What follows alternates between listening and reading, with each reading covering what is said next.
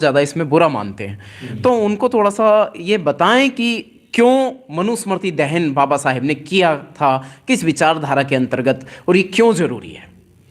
मनुस्मृति का विधान ये अन्याय पर आधारित है जी ये पूरी तरह अन्याय कारक है। जी बाबा साहब ने कहा ये एक षड्यंत्र था भारत के मूल निवासियों को गुलाम बनाने का। तो ये एक षड्यंत्र था जी, परंतु इसमें ब्राह्मण क्षत्रिय और वैश्य को कुछ विशेष अधिकार थे जी कुछ स्पेशल राइट्स उनको दिए गए थे। लेकिन जो भारत का मूल निवासी था SC ST और OBC उनको केवल ऊपर वाले तीनों वर्णों की सेवा करना था या ऊपर वाले तीनों वर्ण जो भी करते थे वही काम उनको करना था। लेकिन पूरी तरह ब्राह्मण क्षत्रिय और वैश्य को भी ये पूरी तरह वो भी आजाद नहीं थे, उनको भी सीमित अधिकार थे, पूरी तरह उनको भी आजादी नहीं थी। इसी वजह से बाबा साहब डॉक्टर अम्बेडकर ने जो इसकी असमानता थी उसको पूरे देश को बताया और उसमें फिर एक नौजवान सहस्त्र बुद्धे नाम के नौजवान जो समझ सके कि भाई ये अन्याय कारक है, तो बाबा साहब ने ना जड़ा करके उन्होंने सहस्त्र बुद्धे नाम के प्रत्येक भारत के प्रत्येक नागरिक को ये बिल्कुल अन्यायकारक था। इसको मैं विस्तार से अपने प्रबोधन में बताऊंगा। अभी मैं तो यही कहना चाहता हूँ कि पहले कोई बोलने फिर कंक्लूड तौर पे मैं इसके बारे में विस्तार से आपको जानकारी दूंगा कि ये मनुस्मृति बाबा साहब ने क्यों जलवाई और कितना अन्यायकारक है। दुनिया को मैं बाबा साहब के शब्दों में ही इसको व्याख्या करूंगा।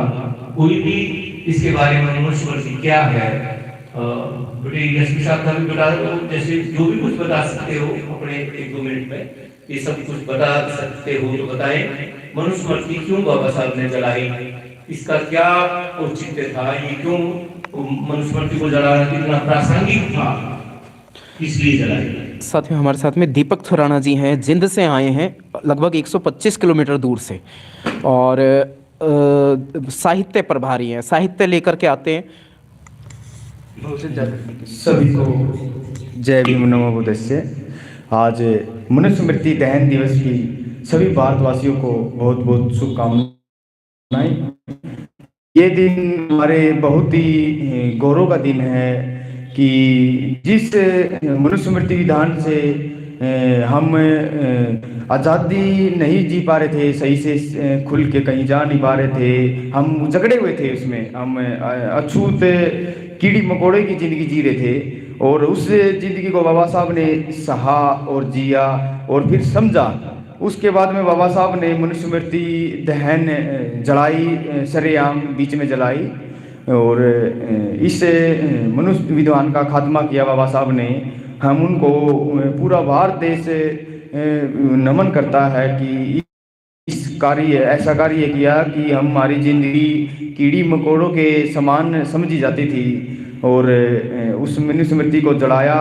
और फिर जलाने के बाद और उससे अच्छी बात यह है कि इस देश को इतना अनमोल ग्रंथ, इतना अद्भुत ग्रंथ बाबा साहब ने हमें दिया, भारत का संविधान।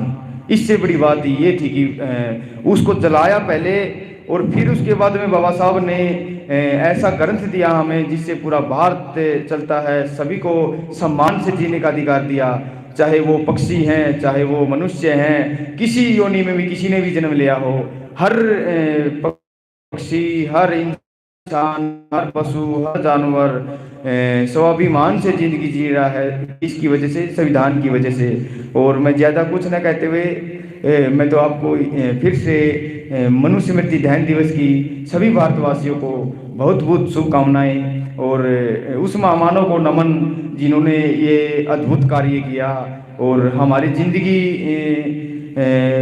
बहुत अहम रोल जिन्होंने किया। थैंक्स बाबा साहब doctor B.R. Ambedkar ji, thanks बाबा साहब doctor B.R. Ambedkar ji, thanks बाबा साहब डॉक्टर B.R. अम्बेडकर जी। जय भीम नमो बुद्धस्य। दीपक थुराना जी, मैं आपसे इसी विषय पे थोड़ी सी चर्चा करना चाहूँगा। जैसे कि आपने भी बताया कि जिंद में बाबा साहेब की प्रतिमा को लेकर के तहसील नरवाना डिस्ट्रिक्ट जींद लगता है